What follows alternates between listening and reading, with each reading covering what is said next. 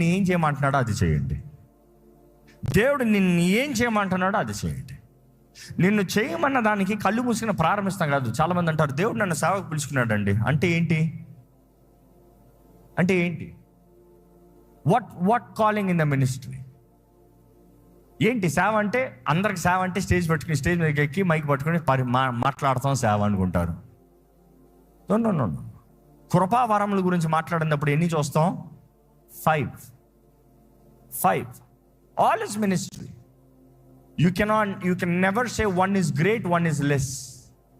You can never say one is needed, one is not needed. All 5 దేవుడు appoint చేస్తాడంట, దేవుడు పిలుచుకుంటాడంట, దేవుడు అనుగ్రహిస్తాడంట. ఇవ్వబడిన దాంట్లో నమ్మకంగా చేయాలంట. నమ్మకంగా ఉంటే హెచ్చింపు ఉంటుందంట. ఇందులోనే ఉంటారని కాదు, ఎక్కుతారు standards, which means levels will keep on increasing.